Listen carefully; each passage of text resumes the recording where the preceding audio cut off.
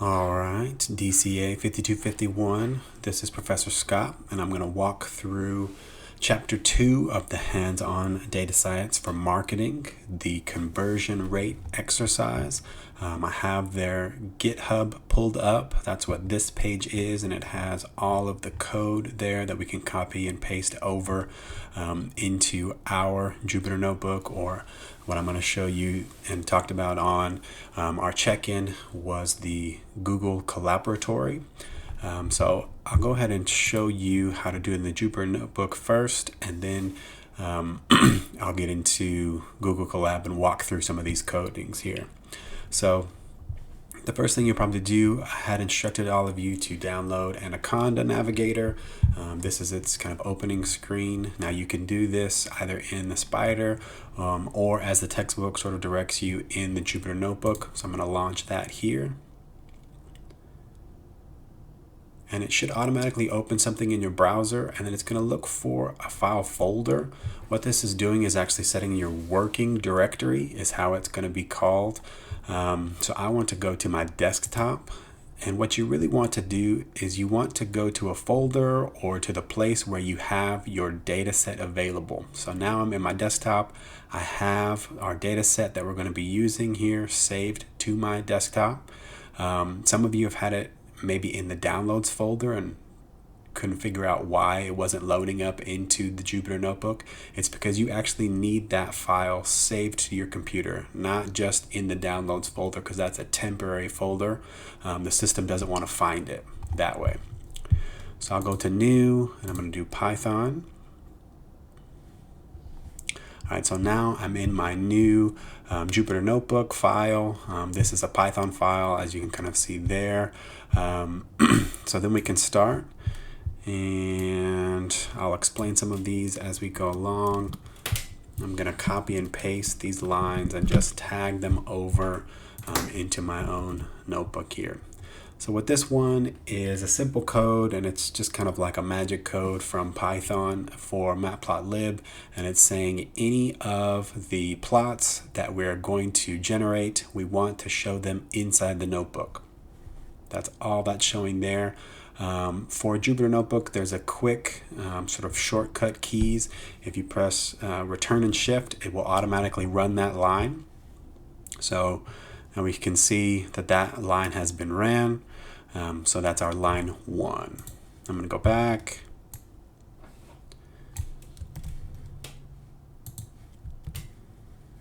And this code says import matplotlib.pyplot as PLT and import pandas as PD.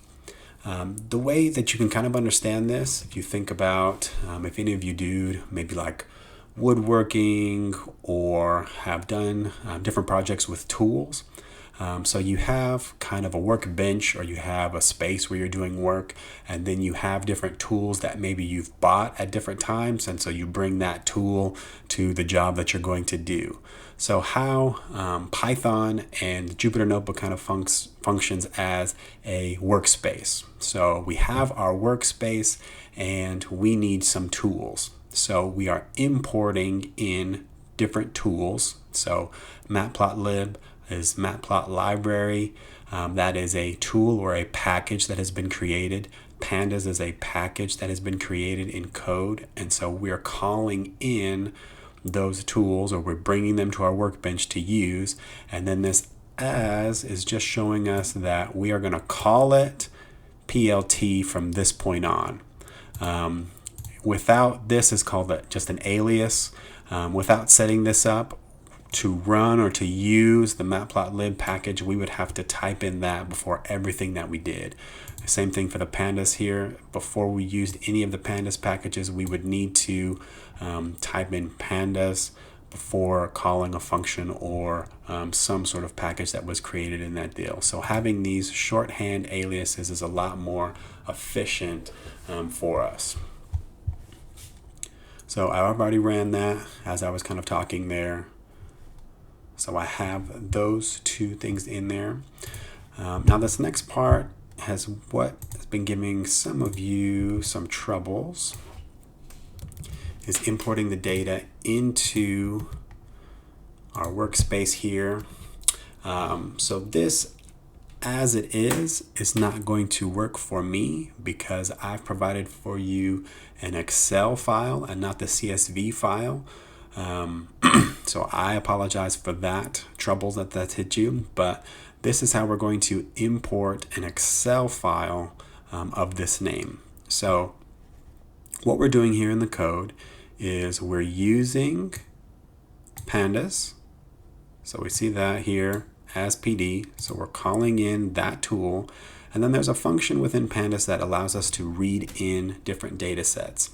So right now we have it to read CSV, and then we have a file path is what this called, and then how they're separated through those commas. So this is telling us that this wants to read in a comma separated document by this separator. What we need to do is we need to call it an Excel. So pandas has a read Excel, and within a Jupyter Notebook and also within the Spider IDE, if you press tab at the end of a command or at the beginning of something, there'll usually be a list of cheats that can let you see what else you can do with this package or with this particular function, right? So I know that pandas has a read Excel. So I'm going to click on the read Excel. Now with Excel, I'm not needing this separated by commas anymore. So I'm going to delete that, and then I need to find the path. So this is going to be personal to you, and it's going to show where you've saved this in your computer. Now if you've done what I said to do by putting in your folder, your working directory folder. See, I just have this on my desktop, so there's a lot of things that are kind of hidden on the desktop. If you want to say that, that's what these little things are showing you. These are programs that are kind of there, but they're hidden. And the ones that are active are without all of those. So I only have a few things that I could really pull on, but there's my data set there. So I can run this, and now I have that into my workbench or into my Jupyter Notebook here, and can now start to manipulate this data. Okay. How we say to check that is we can copy, paste here this shape, and you can also click on these run up here in the Jupyter Notebook, so I can run that. So now I've got the same shape, and I can do a head.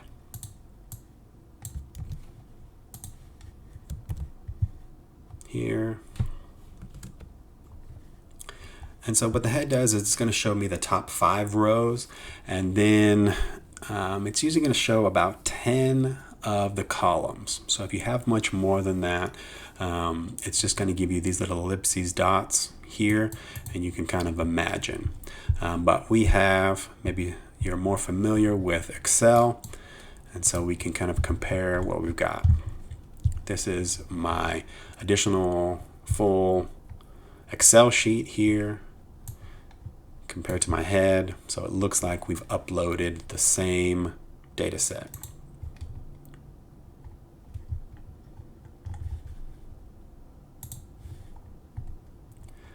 All right, so we're good with that. Actually, let me go back and explain what I did with these 2 initial commands.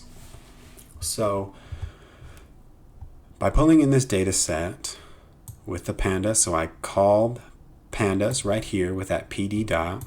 There's a function within pandas that is the read Excel. Then I gave it the path. Sometimes this will have like your desktop might be in there, depending on where you put that folder. If you didn't go down to the exact folder that you had it in, you can still give it a path of where it needs to go. So it'll have that there. And this portion over here is what I've actually named this data set when I've called it into my Jupyter Notebook. So from here on out, this is the name of my data frame. I can call this a number of other things, but with the example, he's called this data frame. That's just short, or DF, which is short for data frame. It's just a simple convention of not having to give a big file name all throughout the example. When you get more complex and you have multiple data sets, you might need to be more specific with the name that we're assigning here. But for right now, we'll just call this DF, short for data frame. So when I want to see, this is called the shape, so the particular dimensions, you can see the number of rows goes first and the number of columns. So again, this is calling in my data frame, so this is my data set, and then I'm asking a shape. This is actually in the base Python, so without loading any packages, I can call this shape. Same thing with this head here. I'm calling in the data frame, and then I'm asking to preview or to give just the head values of this data set. So we've got this here. So now I think I'm actually going to, not to confuse you so much, but I'm going to jump over to my Google Colab sort of notebook. Jupyter Notebook is really nice and completely functional, but Google just has the scale and the simple ease of sharing these for Python, and it's relatively new, so I imagine they're going to be working on building this up in the future, going to be able to use more languages in it, so having a familiarity with Google Collaborator now is going to help you in the long run, especially if you're working on a team and sharing different files and things back and forth. So same steps here. We've got matplotlib in, we've got import those two packages or bring those tools to the workbench here, and then they've made this a little simpler. You can do some cheats with point and click. What I've actually done is connected my Google Drive to this now, but it will actually let you do a point and click option. If you go to your desktop here, and then I can click on that, and it will load it into, maybe it won't. Well, it has the path. Oh, it's still doing it. Okay. So it's putting it here, and then I can actually copy this path and I can paste it right here.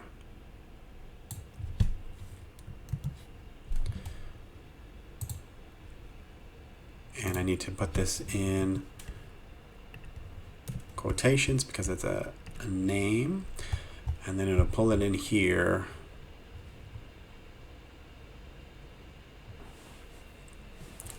To my Google Collaborator notebook. So now we're properly confused about the two different things, but I'm going to stay in Google Collaborator from here on out. One thing that I discovered in playing with Google Collaborator is there's a way to see all of your data in kind of an interactive table.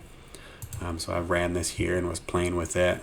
It gives you 20 columns and about 20,000 rows to play with. So we're not going to see our whole data set, but we can see a lot of it in here.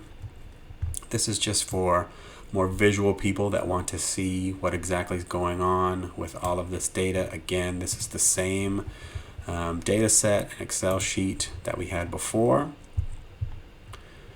And then all these commands are going to be the same. So this is just using Python within this Google Collaborator notebook profile, okay? So now we're getting to a little more complex coding, and in this Google Collaborator notebook, which I will share with you, I've included some notes for where to find how to do or how to use these different functions and commands. He doesn't do so much of that in the textbook because he's getting at different ways to apply it in the marketing, and so I'll try to do both here.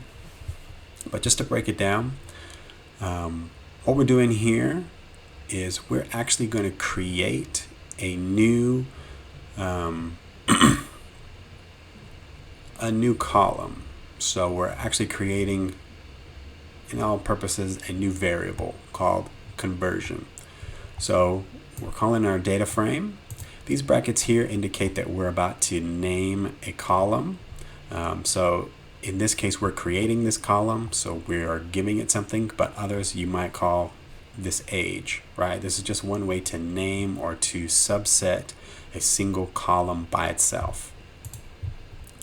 Y is one that's already existing in our data frame. So we're creating this one. It's going to be equal to whatever we put here as our code. Okay. So data frame, we're going to call out column Y on our data frame, which, oh, okay, it's right here on the end of this one. So this column is a bunch of yeses and nos, and that in our data set was our conversions. So right now we know that we're calling out the column that has the information for conversions. Okay. Now this function is called apply, and really what that does is it's going to apply whatever function we put inside here to all of the data within the column that we called. Lambda, I put a little note here. It's a single expression function is usually what they're called. But what it's telling us it's going to do here is like an if-then statement. So lambda x is 1. So what is x going to be? If x equals yes, remember in our y column, then we're going to call it 1. Everything else is going to be 0. So we've effectively made a numerical dummy variable out of our categorical variable of y, yes or no. So hopefully that makes a little more sense in the coding there. The next bit, maybe I'll try to make this bigger so that you can see, is using some string formatting here to make it simple and just a way to print it out. So in Python you could put print over everything and then those quotations. So print and then quotations over something that you want to print. Usually that first exercise within the Introduction to Python module for Data Camp was print hello world. So you've probably seen that. What these little commands is that %sign and the I, %sign and the I, is we're actually setting up a way to call different variables. And so here is that %sign again. And so anything up of here, if we have 2 or 3, we need to give them proper names. So we have a parentheses. The first one that we're calling is the data frame. The conversion is that new variable that we created up here, that numerical dummy variable of 1 or 0, right? And the sum. So we're all kind of familiar with what sum is. So it's asking us to count or to add up all of the ones in that conversion column.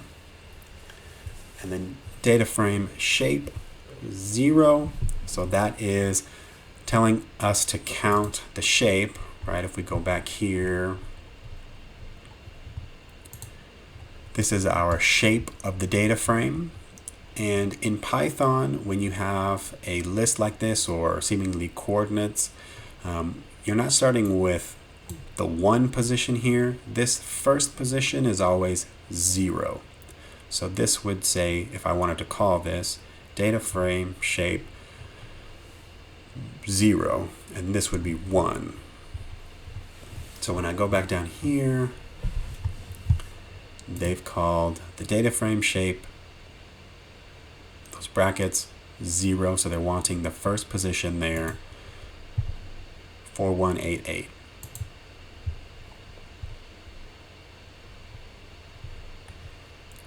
A different way, just another example to see the way that you can call those variables is you can give a name, goes Eric, age, 74, and then we can ask it to print.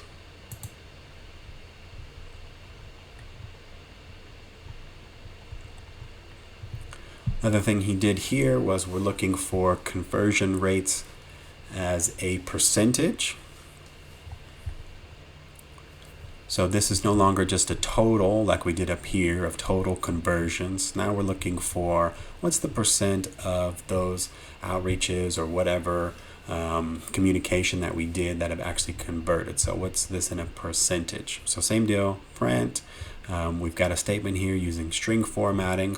And what this is showing you is, this is decimal places. So this is 0.2, so I'm at 0.27 right there. I could change this to get, if I wanted to go super accurate, I could go to 4 decimal places and you'll get a really small number. Past that 11 there, so 2654. You can see that the rounding has been done. Or you can do to 1. But what it's breaking down here is a calculation of that percentage. So our data frame, that's our data set there from the bank data. This is the variable that we created, that dummy variable of 1 and 0. So we're asking for the sums. So just like up here, that was 4640. And then we're telling it now to divide over the shape. So out of the number of rows that we had, which represented our individual sort of lines or individual customers there, what is the total divided by that shape? Multiplied by 100, because we're getting a percentage here. So our conversion rate is 11.27.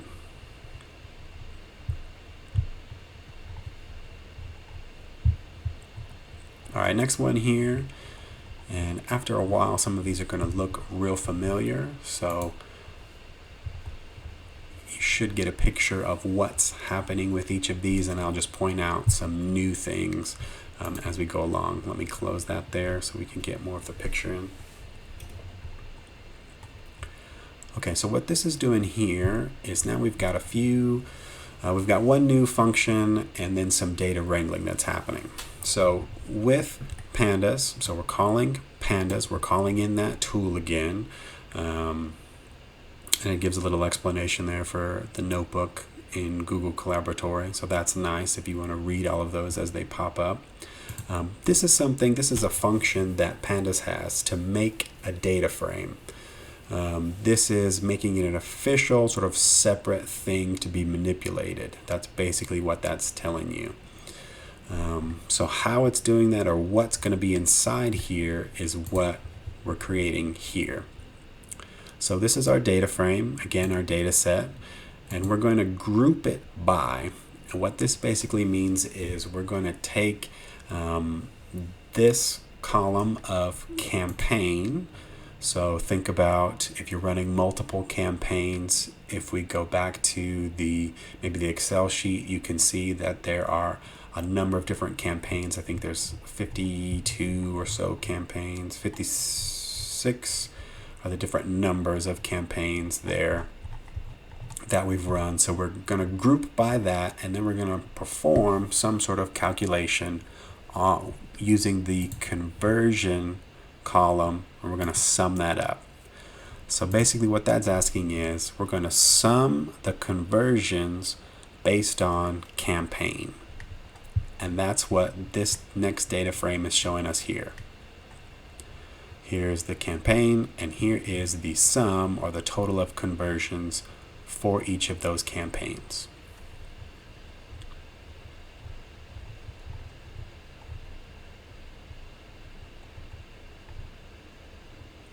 Now similarly, let me make sure that I've run this again so that it's there. So similarly, what we're doing here, and this is just written a little differently, with Python, some spacing is necessary, and it's kind of one of those things where you'll figure it out as you go along. But when we're running a data frame like this, the spacing is not super important, so it's not going to mess you up.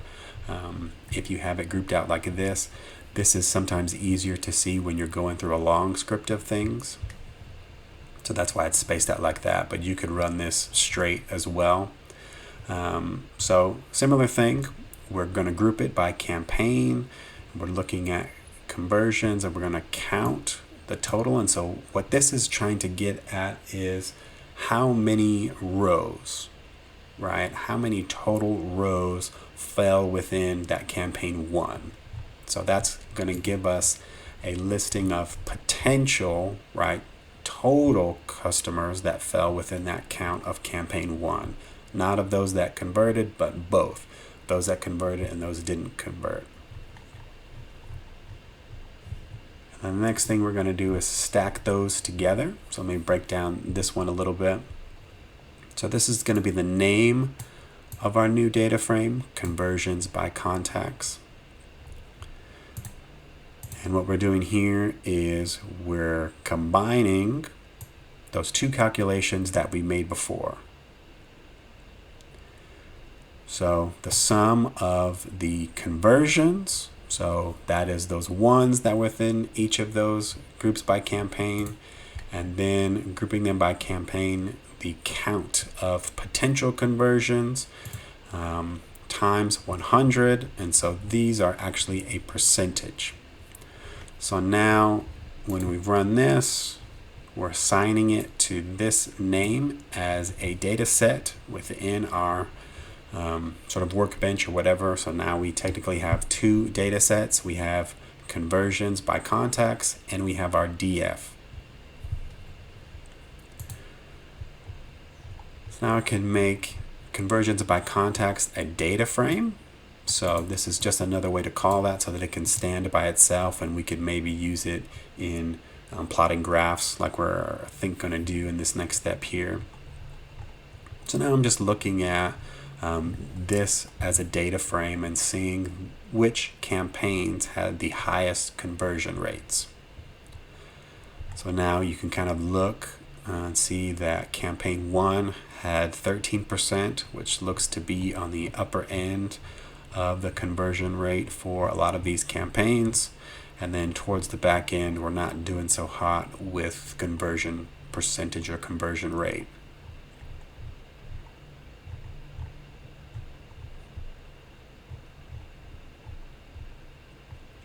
All right, so now we get into plotting.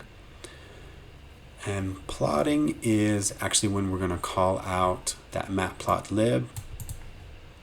So running this here, matplotlib has its own sort of conventions and syntax, and so I've put this link here to go and to read about how to set up these individual graphs. I'll just walk you through a few of the major things. So what it's basically doing is it's going to graph the top 10 here. We're going to call in a plot. The grid is going to be true, so that means we've got these tick marks here. We're going to see it. This is kind of messing with different sizes. You can play with these as you want to. These X ticks are these down here, and we can add or play so that you could get maybe more precise if you wanted to. This is our title, obviously, and then X label, Y label, and then we're going to show that plot.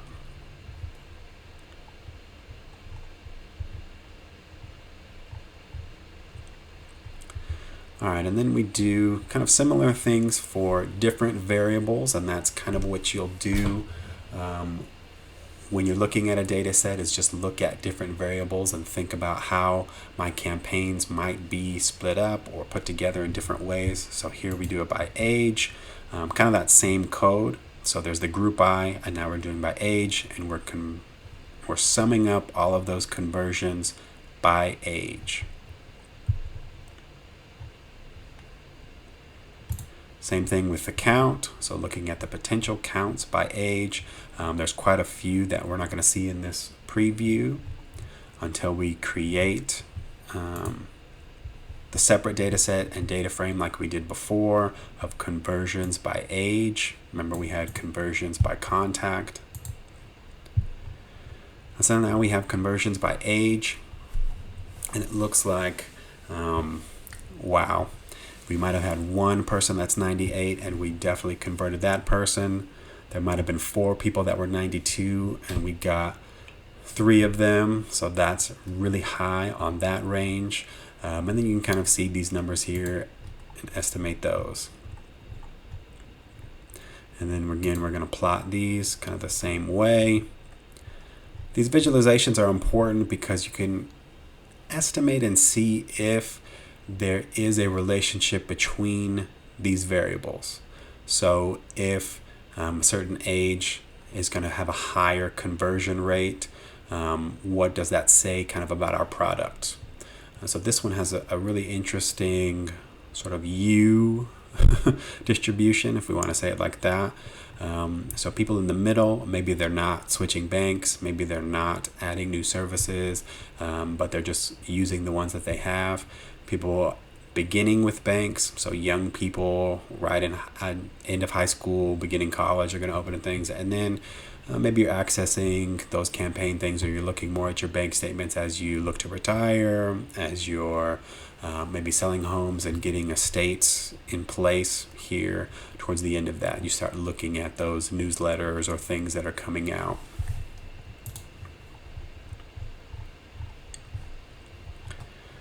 Something that this is doing here are a few different things. Now we're trying to see, just to be more efficient with age, we're creating different brackets that people might potentially fall into, so that we can target markets more specifically by maybe a generation or by a decade. Looks like they're just doing kind of a simple decade at this point. So we have DF, so that's our data frame, our original data frame, and we're going to create this column called age group. Okay, so similarly to how we created that dummy variable of 1 or 0, now we're going to create this age group using the column age. So using the column age, we're going to apply to every piece of that lambda x, so we're calling in that single expression function, x. So if x is less than 30, then we're going to print this into our column of age group. All right, if the x, so if the data in that column of age is less than 40, then we're going to pump them into this 30, 40 and print that out. And then so on and so on and so on. This is a really big if-else statement. And you can kind of see there are 5 different ifs that are going on and what to print if it's not any of those options. And so now that we've got that other variable created, so we did here, now we can go and do those same sort of conversions and counts data frames as we did before. So this is our conversion count by those different age groups. This is our count of possible customers or audience that fell within that. And this is again creating that data frame. And now looking at the conversions by age. So we can see the 60 to 70 or 60 plus is a really high conversion rate.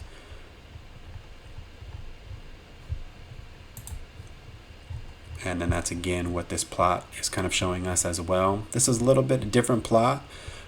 So the default plot is going to be a line plot, but you can change that to be a bar plot. Again, you go and look at the matplotlib sort of tutorials and guidance there to see on how to change those. But the main thing you can do is kind equals this is a bar, and then we've given them sky blue colors.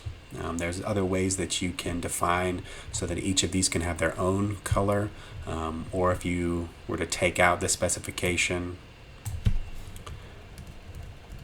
pretty sure that will give us different colors for those different little bars. Well, I guess they'll do the default blue. R and Python are a little different. And then we give it a title and all those different things. So we've got that going. Now this is another novel thing that he's kind of thrown in there for us, and that is a pivot table. And it's going to operate similarly to an Excel pivot table. But I'll walk you through. So we're going to create a new data set.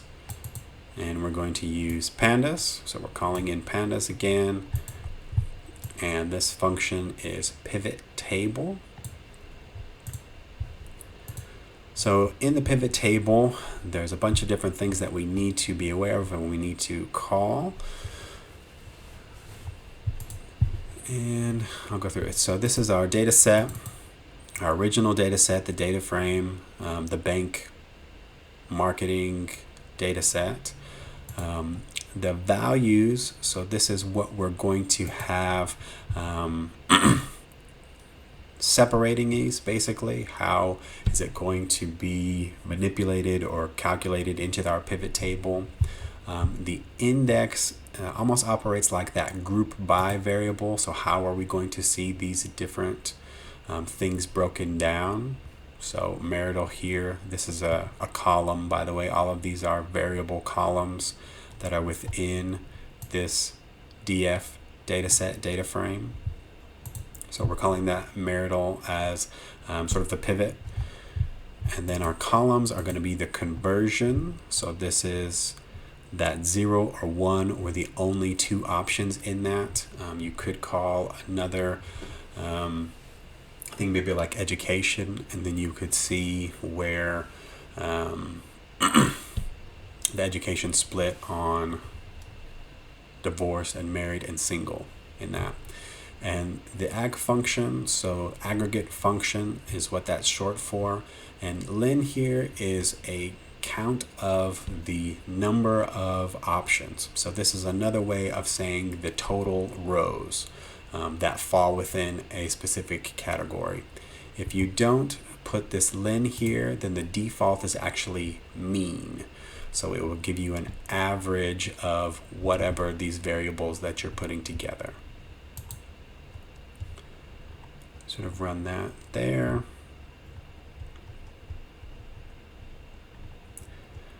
Then we're going to make this a pivot table, or we're going to make this a data frame.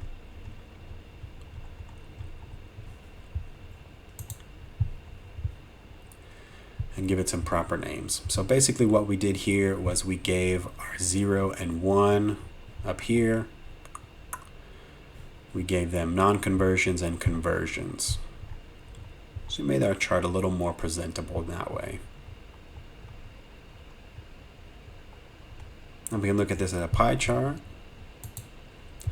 So again, matplotlib, and we see that our kind there is equal to pi. And then we wanted our percentages to show just that one decimal place.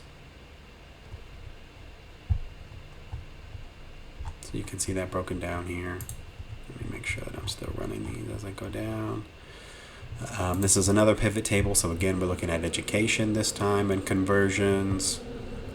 So this is a similar deal to what we just did for marital status, but now it's education. And again, making our little data set look pretty with non-conversions and conversions so that it helps with our pie chart there in the future. Now we get to another variable here, and a really important function that I should give you some narrates for or some resources on. What this is actually doing is we're looking at our data frame and we're grouping by conversions, and we're looking at duration. So duration was going to be time on website potentially, or yeah, it's going to be time on website or time on the email, one of those things for this particular data set. And this function here is really useful because it will do exactly what it says there. Describe any numerical variables that are in your spreadsheet. If we were to do a df.describe, it would break down every numerical, continuous numerical variable in your data set. So right here, we're just asking it to, by conversion, look at duration and describe that. But it's going to give us the count, the mean, the standard deviation, the minimum, so what was the lowest number, the 25 quartile, the 50%, so this is actually our median here, or median, say that funny, and then this is 75%, and then this is the max, so the highest number there.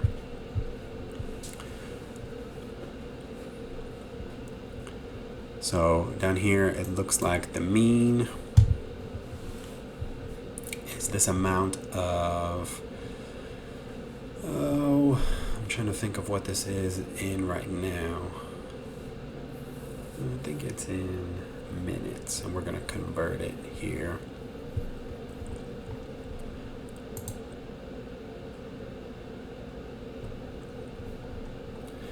So what this one is doing here, there's a few different things.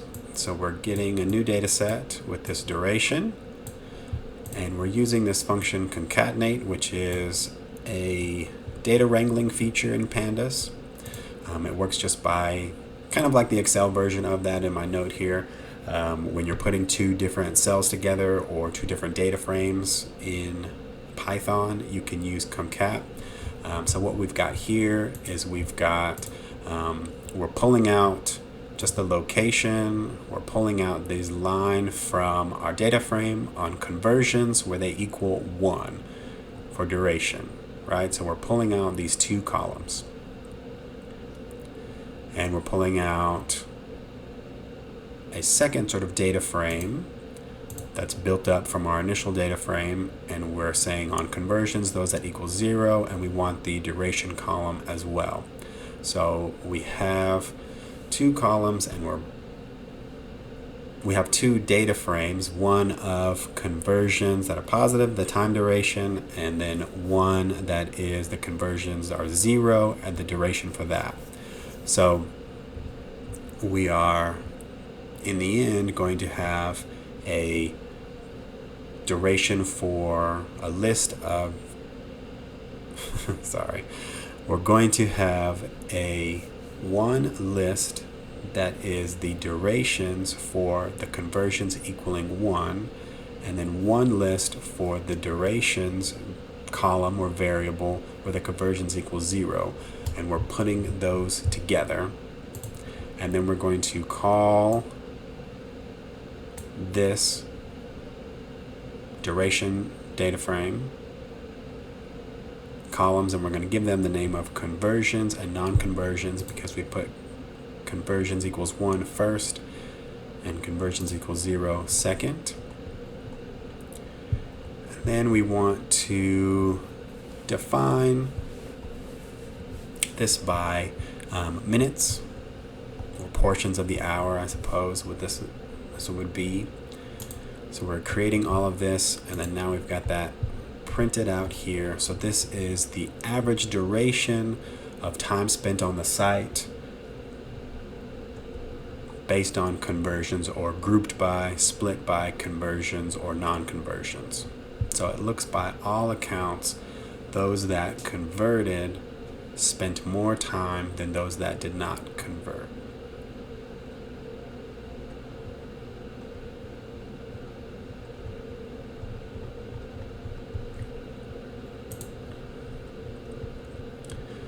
And here, and then this is another type of plot. So again, the kind of plot is a little different. So we're looking at a box.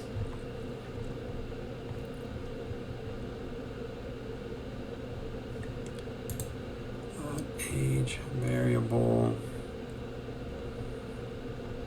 Okay, and this is the last sort of unique one that I wanted to point out here as we get going, because it will help you with data wrangling in the future in Python for sure, to understand what's happening at least. Even if you don't have it completely mastered, just understanding what's going on is going to be good. So right here, we're creating a new little data set. We're calling it age marital df.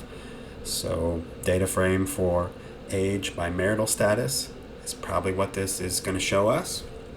We're using our original data set of the bank data. We're going to group it by, and so this time we're actually grouping by two different variables or columns.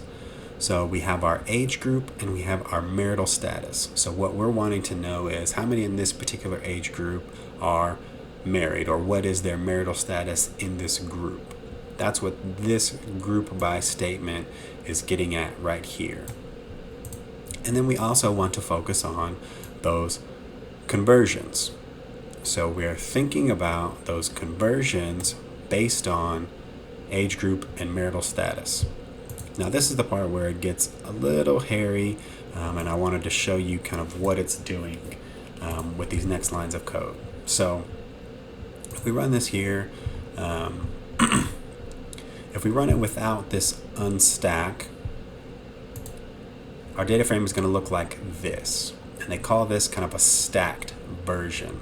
What that means is, so we've got our two variables and they're stacked on top of each other. So age, and there's divorce, there's the age, and then there's divorce, and then there's these totals. So this is a way to view that, but it's just not very efficient. So when we run this with the unstack by marital, so we're asking it to spread out based on that marital. Now we've got the marital status up top and we can see the age group on the bottom. So we've unstacked this data. And this little line of code is just saying if there was nobody in that category, then just put a 0 there. Don't put an NA, because that might bug us up when we try to do another calculation later on.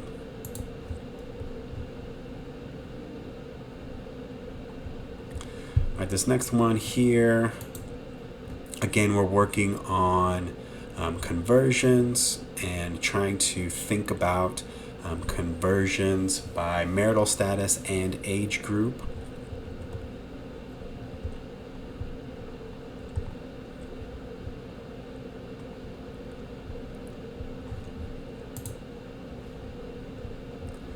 And that's what we've done here. And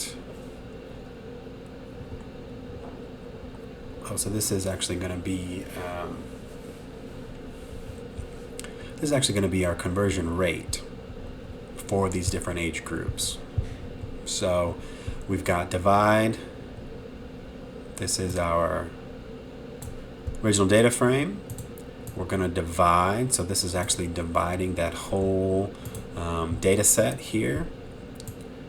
We've got dividing by age group by this count. So our count of conversions again, so that's the total number of possible answers by those conversions that are 1.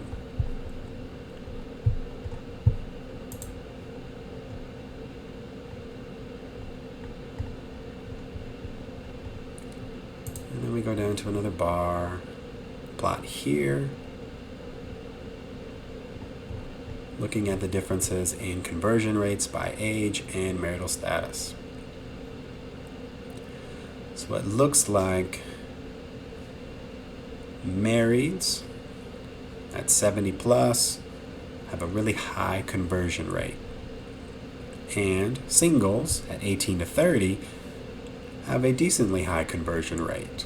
So again, that goes with that U shape that we might have seen before. So whatever this product is, it's potentially looking at, like I said, maybe opening up new bank accounts or accessing some sort of savings, right? But we start to do that when we're just at the end of high school, beginning of college, and then we really start to do that as we're looking into retirement.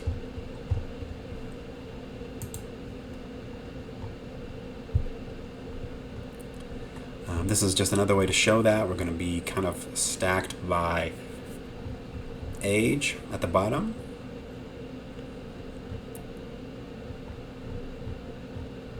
And there we go.